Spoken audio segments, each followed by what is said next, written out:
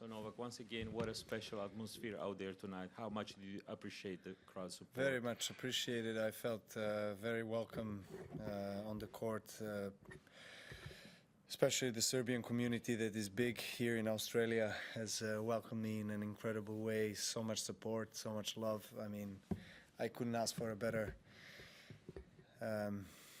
start of the tournament in terms of support, in terms of how I felt on the court and also playing. Let's have a few in English. Anyone there? Hey Novak, this is Vinay for Inside Tennis. Congratulations on the first round. Thank you.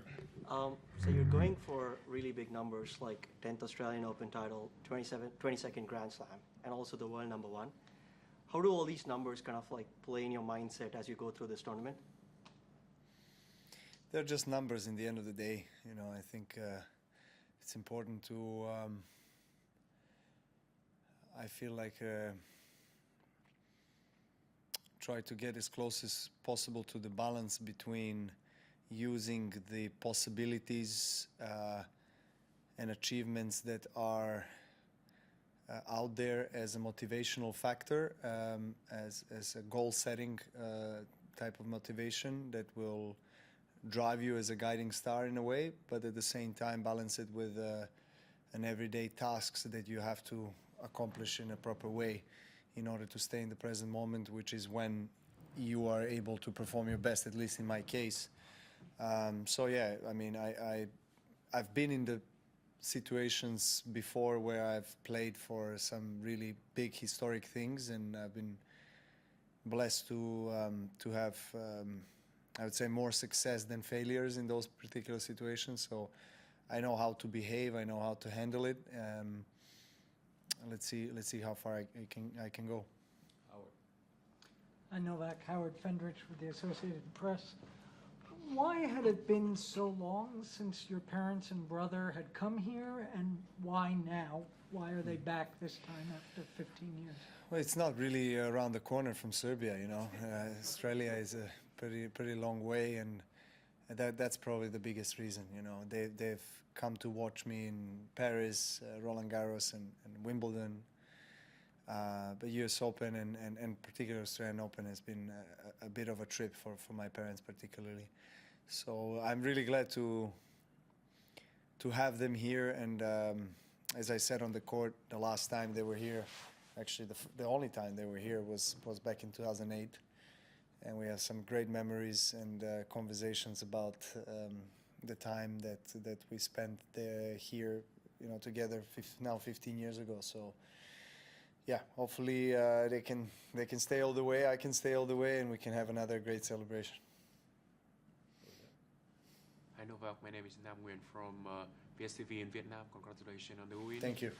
Yes, and how is your leg going, and what do you evaluate about the ball of the tournament, please? The leg is good. It's not ideal, but it's getting there. You know, today was a very good test. Haven't had too much training in the last few days, to be honest with you, tennis-wise. So yeah, I was really hoping that things will be well on the court from the first to the last point, which was the case. And I'm actually really glad that it felt better as the match progressed. So the third set, you know, was great. I mean, that's a good signal, a good sign. And when it comes to your second question, the tennis ball has changed this year. I mean, it is different from last year. I mean, the longer you play, the more rallies you play, the fluffier or the bigger the ball becomes, and it's slower. So I guess now I saw that Popyrin is playing now over 4 hours. Ruud played over 3.5 hours. So I think we are going to see more of those longer duration of matches this year than we have maybe last year. One of the biggest reasons will probably be the ball, because particularly on the big courts, I don't think the surface, speed of the surface has changed much. The outside courts are pretty quick. The stadium courts are a bit slower, but the ball is slower, and so that affects the play. Novak, Richard Evans. The first two sets this evening were fairly steady, fairly even, but the third set flew by. What was the difference? What did you do differently there? Well, just as I said, I was kind of also testing my leg a little bit. At the beginning I was a bit tight, I would say, mentally as well. To protect something that was bothering me in the last 10 days.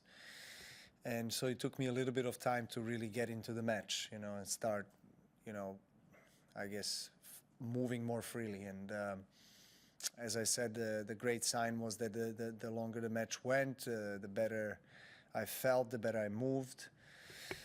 And, I also adjusted to the game style of my opponent that I haven't played for a while. And, he, credit to him, he has served well, played well, particularly in the second set, to keep the match quite even. And but I think towards the end of the second I just kind of started playing in another gear, so to say. The third set was, I think, first 3 games I lost maybe 1 point or something in the third set. So just really glad to be able to finish the way I did.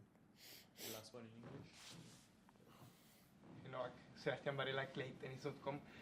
You have done some changes in your team. I just wanted to know what were the reasons that you split with Ulises. With Uli, yeah, it just was unfortunate that we couldn't continue, but it was a decision from both sides, and I wish him all the best. I think I expect to see him on the tour, to be honest. Who knows? Maybe we do come back together in the future. We'll see. But right now, it wasn't the case. I love Uli as a friend, of course, and someone that has helped me to achieve some great things. We did the great things together, and so yeah, that's all I can say. So